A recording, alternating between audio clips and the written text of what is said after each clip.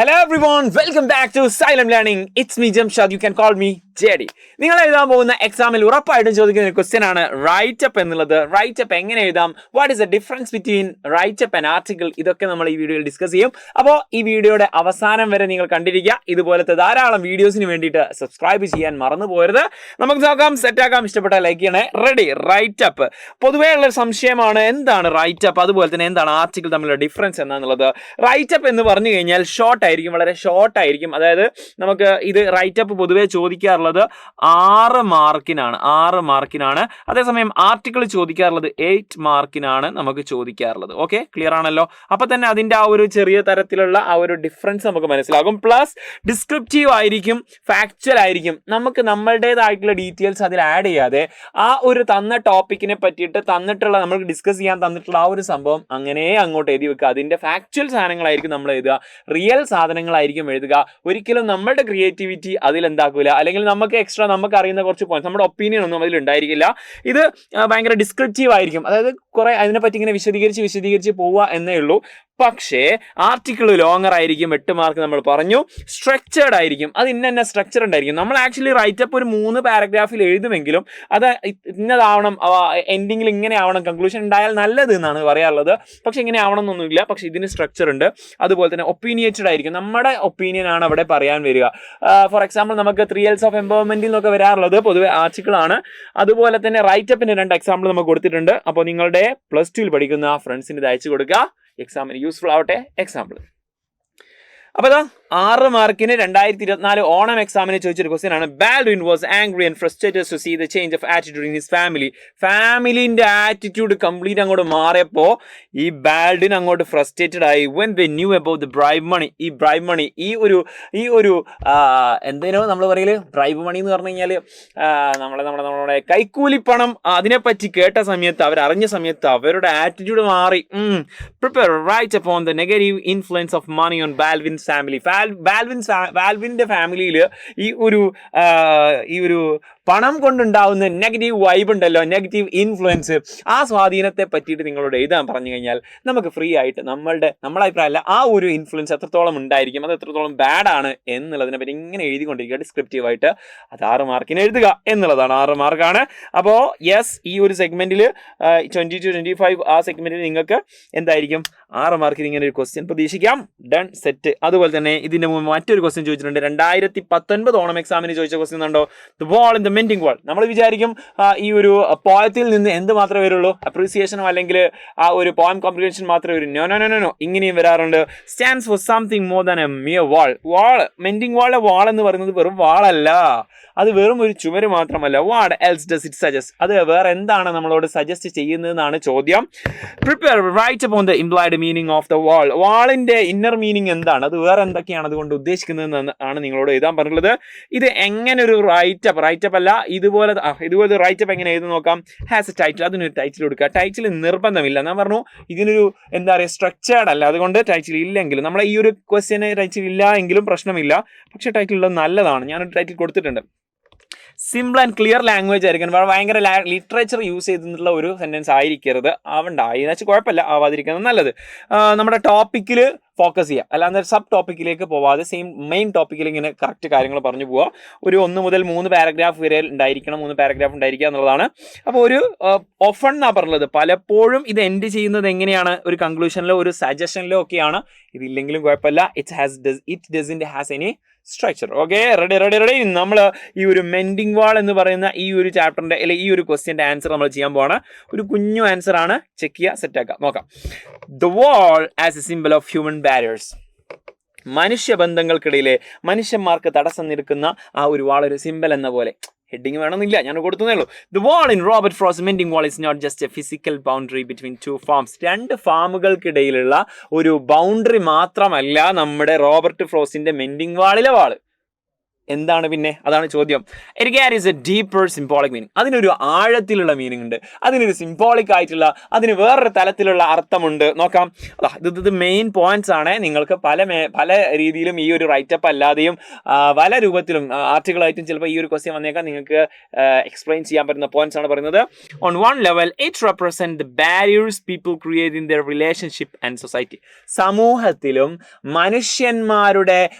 മനുഷ്യന്മാർ തമ്മിലുള്ള ബന്ധത്തിലും ഉണ്ടാക്കുന്ന ആ ഒരു ബാരിയേഴ്സ്, തടസ്സങ്ങളെയാണ് ഈ വാൾ റെപ്രസെന്റ് ചെയ്യുന്നത്. മച്ചാൻ ഇത് പോരെ, ഈ പോയിന്റ് വെച്ചിട്ട് നിങ്ങൾക്ക് കത്തിച്ചുവിടാ, സെറ്റ് ആയിക്കൂടെ? Okay, these walls can be emotional. ഇതെന്തായിരിക്കും? ഭയങ്കര ഇമോഷണൽ ആയിരിക്കും. ഫസ്റ്റ് ലെവലിൽ അത് ഇമോഷണൽ ആയിരിക്കും, സോഷ്യൽ ആയിരിക്കും, കൾച്ചറൽ ആയിരിക്കും. അതായത് ഇമോഷണലി നമ്മൾ എന്തായിരിക്കും, മറ്റുള്ള ആൾക്കാരുമായിട്ട് അറ്റാച്ച്ഡ് ആവുന്നതിന് പകരം ഡിറ്റാച്ച്ഡ് ആവുന്നു, സമൂഹവുമായിട്ട് ഡിറ്റാച്ച്ഡ് ആവുന്നു. അതുപോലെ തന്നെ എന്താവുന്നു? Cultural detachment. നമ്മളെന്താക്കുന്നു? നമ്മളെ കൾച്ചറുമായിട്ട് പുതിയ കൾച്ചർ സ്വീകരിക്കാതിരിക്കുക, പഴയ കൾച്ചറിൽ തന്നെ കടിച്ചു തൂങ്ങിയിരിക്കുക. അതിനെതിരെയൊക്കെയാണ് ഈ ഒരു കവിത. Keeping people apart instead of bringing them together. മനുഷ്യന്മാരെ വേർതിരിക്കുക. ഓക്കെ, അവരെ ഒരുമിച്ച് കൂട്ടുന്നതിന് പകരം വേർതിരിക്കുക. അതായത് എൻ്റെ കൾച്ചർ ഇതാണ്, ഞാൻ മറ്റൊരു കൾച്ചർ സ്വീകരിക്കില്ല, അവരെ ഇങ്ങോട്ട് അടുപ്പിക്കാൻ പാടില്ല, അവർ വേറെ ജാതിയിലുള്ളവരാണ്. നമുക്ക് വേണമെങ്കിൽ അങ്ങനെ പറയാം, ഇന്ത്യൻ കൾച്ചർ അല്ലെങ്കിൽ ഇന്ത്യൻ ആ ഒരു POVയിൽ നമുക്ക് അങ്ങനെ പറയാൻ പറ്റും. ഏതായാലും ഇങ്ങനത്തെ പണ്ടത്തെ നമ്മുടെ ജാതി വ്യവസ്ഥ, അതുപോലെ തന്നെ പല രീതിയിലും മതപരമായിട്ടാണെങ്കിലും അതുപോലെ തന്നെ സാമൂഹ്യപരമായിട്ടാണെങ്കിലും പല പ്രശ്നങ്ങളും, ഇതൊക്കെ essay മോഡലാണ്. എസ്സേക്കുള്ള പോയിന്റ്സ് ആണ് ഞാൻ എക്സ്ട്രാ എക്സ്പ്ലെയിൻ ചെയ്യുന്നത്. നോക്കിക്കോ. That's all. The speaker of the poem questions the need for such walls. നമ്മുടെ മറ്റേ റോബർട്ട് ഫ്രോസ്റ്റ് പറയുന്നുണ്ട്, അല്ലവനെ എന്തിനാ ഇപ്പം ഇങ്ങനത്തെ ഒരു ആളെന്ന് ക്വസ്റ്റ്യൻ ചെയ്യുന്നുണ്ട്. Suggesting that they are unnecessary when there is no real reason for separation. സെപ്പറേഷന് വേണ്ടിയിട്ട് പ്രത്യേകിച്ച് കാരണമൊന്നുമില്ലെങ്കിൽ പിന്നെ എന്തിനു വേണ്ടിയിട്ടാണ് അനാവശ്യമായി ഈ ഒരു വാൾ എന്തിനാന്ന് ചോദ്യം ചെയ്യുന്നുണ്ട്. എന്നിരുന്നാലും the neighbour insist on tradition. അയാൾ ഇപ്പോഴും ട്രഡീഷൻ കടിച്ചു നോക്കിയാണ്. ട്രഡീഷൻ, പാരമ്പര്യം. Repeating the saying. അയാൾ ആ ഒരു സെയിങ് വളരെ ഇമ്പോർട്ടൻ്റ് ആണ്. ഇത് റിലേറ്റഡ് ആയിട്ടുള്ള എന്തെങ്കിലും കുറച്ച് ലെങ്തി ആയിട്ടുള്ള 4 മാർക്ക് പ്ലസ് ഉള്ള ഏത് ക്വസ്റ്റ്യൻ ചോദിച്ചു കഴിഞ്ഞാൽ ഈ വേർഡ് നിങ്ങൾ എഴുതി കഴിഞ്ഞാൽ നിങ്ങൾക്ക് എക്സാമിന് നല്ല മാർക്ക് കിട്ടാനുള്ള സാധ്യതയുണ്ട്. കാരണം സൈക്കോളജിക്കൽ ട്രിക്ക്, ഈ ഒരു വേർഡ് നിങ്ങൾ എഴുതുമ്പോഴേക്കും ആ വാല്യുവേഷൻ ചെയ്യുന്ന ആൾ വിചാരിക്കും, നിങ്ങളുടെ മിസ്സോ സാറോ വിചാരിക്കും, ഇവനെ ഈ ഒരു ചാപ്റ്ററിനെ പറ്റി നല്ലോണം അറിയാം. ഏതാ വേർഡ്? ഏതാ? Good fences make good neighbours. That's a famous saying in this chapter. ഈ ഒരു പോയത്തിൽ വളരെ ഫേമസ് ആയിട്ടുള്ള സെയിങ് ആണ്. Good fences make good neighbours എന്ന് പറയുന്നുണ്ട് നമ്മുടെ നൈബർ. ഓക്കെ, നല്ല മതിലുകൾ നല്ല അയൽവാസികളെ സൃഷ്ടിക്കുന്നു എന്നുള്ള വേർഡ്. ഓക്കെ, അയാൾ ഒരു പൊട്ടത്തരം പറയാണ് അല്ലേ. This shows how people often cling to customs and rigid ideas. അയാളുടെ പലപ്പോഴും ജനങ്ങൾ അവരുടെ കസ്റ്റംസിനോട്, അവർ സ്ഥിരമായിട്ട് ചെയ്തു പോകുന്ന കാര്യങ്ങളോട് തൂങ്ങി നിൽക്കുന്നു, അല്ലെങ്കിൽ പിടിച്ചു തൂങ്ങി നിൽക്കുന്നു. റിജിഡ് ഐഡിയാസ്, ഒരിക്കലും മാറാതെ, ഫ്ലെക്സിബിൾ അല്ലാത്ത, ഒരിക്കലും മാറാത്ത ഐഡിയകളോട് പിടിച്ചു നിൽക്കുന്നു. Even if they know longer have practical value. ആ ഒരു സംഭവം ഇപ്പോഴത്തെ കാലഘട്ടത്തിൽ വാല്യൂ ഇല്ലെങ്കിൽ കൂടി പഴയ കാലഘട്ടത്തിലെ ആ ഒരു സിസ്റ്റത്തിൽ പിടിച്ചു തൂങ്ങി നിൽക്കുന്നു. നമ്മുടെ ഈ കാലഘട്ടം AI സൊസൈറ്റിയാണ്, അല്ലെങ്കിൽ AI ജനറേഷൻ ആണ്. ഇപ്പോഴും AI ഒന്നും യൂസ് ചെയ്യാതിരിക്കുക, ആ ഒരു ChatGPT കുറ്റം പറയുക, അങ്ങനെ പറഞ്ഞ് നടന്നു കഴിഞ്ഞാൽ നമ്മുടെ ഔട്ട്ഡേറ്റഡ് ആയി പോകും ഗൈസ്. അപ്പോൾ അപ്ഡേറ്റഡ് ആവണം, എല്ലാം നമ്മൾ യൂസ് ചെയ്യണം. അപ്ഡേറ്റഡ് ആയിട്ടുള്ള കാര്യങ്ങളൊക്കെ നമുക്ക് മനസ്സിലാക്കണം. അതിൽ പ്രത്യേകിച്ച് നല്ല കാര്യങ്ങൾ നമ്മൾ യൂസ് ചെയ്യാൻ തുടങ്ങണം. അതൊക്കെ എങ്ങനെ യൂട്ടിലൈസ് ചെയ്യാമെന്നൊക്കെ നമുക്ക് മനസ്സിലാക്കി വെക്കണം. സോ അപ്ഡേറ്റഡ് ആവുക എന്നുള്ളത് വളരെ ഇമ്പോർട്ടൻറ്റ്. അങ്ങനത്തെ ടൈംലെസ് ആയിട്ടുള്ള ഒരു കവിതയാണ് അദ്ദേഹം, നമ്മുടെ റോബർട്ട് ഫ്രോസ്റ്റ് അന്ന് എഴുതി വെച്ചിട്ടുള്ളത്. നോക്കാം. അതായത് പ്രാക്ടിക്കൽ വാല്യൂ ഇല്ലാതെ പഴയ സിസ്റ്റം ഒക്കെ നമുക്ക് എന്താക്കണം, ഒഴിവാക്കണം എന്നാണ് പറയുന്നത്. ദ വോൾ, അതായത് പണ്ടേ കാലത്ത് നമുക്ക് പഠിപ്പിച്ചു തന്ന കുറെ വാല്യൂസ് ഉണ്ട്. അത് മോശമാണോ? അല്ലല്ല, അതൊക്കെ നല്ല സാധനം തന്നെ. പക്ഷേ അതിനേക്കാൾ ബെറ്റർ സാധനങ്ങൾ വരുന്ന സമയത്ത് പഴയ നമുക്ക് ഒഴിവാക്കേണ്ടിയിരിക്കും. അപ്ഡേറ്റ് നമ്മൾ ഫോണിനെ മാറ്റൂലേ, ഐഫോണൊക്കെ പുതിയ വരുന്ന സമയത്ത് പുതിയ ആളുകൾ എടുക്കൂലേ, പഴയത് ഒഴിവാക്കും അല്ലേ? Yes. Okay, ready. The wall for stands for isolation. ഇവിടെ വാൾ എന്തുകൊണ്ടാണ്, അത് അവസാന കൺക്ലൂഷനിലേക്ക് വരികയാണ്. എന്തിനെയൊക്കെയാണ് ഇവിടെ വാൾ റെപ്രസെന്റ് ചെയ്യുന്നത്? ഐസൊലേഷൻ, ഏകാന്തത, മിസ്ട്രസ്, വിശ്വാസമില്ലായ്മ, and the limits people set human relationship. മനുഷ്യബന്ധങ്ങൾക്ക് തമ്മിലുള്ള ആ ഒരു ലിമിറ്റേഷൻ വെക്കുന്നു. മറ്റു മനുഷ്യന്മാർ തമ്മിലുള്ള റിലേഷൻഷിപ്പിന് ലിമിറ്റേഷൻ വെക്കുന്നുണ്ടോ? That's not good. ഓക്കെ, അങ്ങനെ വെക്കാൻ പാടില്ല. അതിനെയൊക്കെയാണ്, അങ്ങനെ വെക്കുന്നതിനെയാണ് വാളായിട്ട് ഇവിടെ എന്താണെന്ന് റെപ്രസെന്റ് ചെയ്യുന്നത്. ഇതൊരു ഡീപ്പർ മീനിങ് ആണ്. While also pointing to the conflict between tradition and change. ആ ഒരു ട്രഡീഷൻ്റെ നമ്മൾ അപ്ഡേറ്റ് ആവുമെന്ന് പറഞ്ഞല്ലോ, പാരമ്പര്യത്തെയും അതിൻ്റെ മാറ്റത്തിനെയും ഒക്കെ റെപ്രസെന്റ് ചെയ്യുന്നുണ്ട് നമ്മുടെ ഈ ഒരു വാൾ എന്ന് പറയുന്നത്. സോ ഈ രൂപത്തിൽ വേണം നിങ്ങൾ എന്ത് എഴുതാൻ വേണ്ടിയിട്ട്, റൈറ്റപ്പ് എഴുതാൻ വേണ്ടിയിട്ട്. ഈ ഒരു ഫോർമാറ്റ്, അല്ലെങ്കിൽ ഇതിന് സ്പെസിഫിക് ആയിട്ടുള്ള ഒരു സ്ട്രക്ചേർഡ് അല്ല, പക്ഷേ ഈ ഒരു രൂപത്തിൽ നിങ്ങൾ എഴുതുക. അതുപോലെ തന്നെ ഇത്രയും ഇത്രയും പോയിന്റ്സ് നിങ്ങൾക്ക് ഇവിടെ മാത്രമല്ല essay റൈറ്റിംഗിലും പോയിം കമ്പയർ ചെയ്യാൻ വേണ്ടിയിട്ടൊക്കെ ചോദിക്കും. ആ ഒരു സമയത്ത് നിങ്ങൾക്ക് എന്താക്കാൻ പറ്റും, ഇത്രയും പോയിന്റ്സ് നിങ്ങളുടെ ഓർമ്മയിൽ ഉണ്ടായിരിക്കണം. അത് മാത്രമല്ല മറ്റു കവിതകളും നിങ്ങൾക്ക് വളരെ ഇമ്പോർട്ടൻ്റ് ആണ്. അതിലുള്ള പോയിന്റ്സ് നിങ്ങൾ പഠിച്ചിരിക്കണം. മറ്റു ചാപ്റ്റേഴ്സും ഇമ്പോർട്ടൻ്റ് ആണ്. റൈറ്റപ്പ് തന്നെ പല രീതിയിലും വരും, പല ചാപ്റ്റേഴ്സും വരും. അതൊക്കെ പഠിക്കാൻ വേണ്ടിയിട്ട് നമ്മൾ രാത്രി കൃത്യം വൈകുന്നേരം കൃത്യം 7 മണിക്ക് ഒരു മെഗാ മാരത്തോൺ വെക്കുന്നുണ്ട്. മിസ് ചെയ്യരുത്.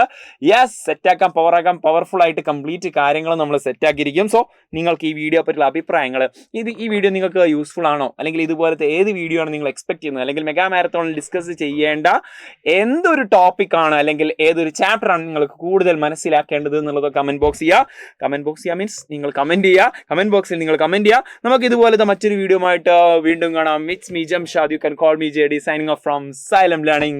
Bye bye.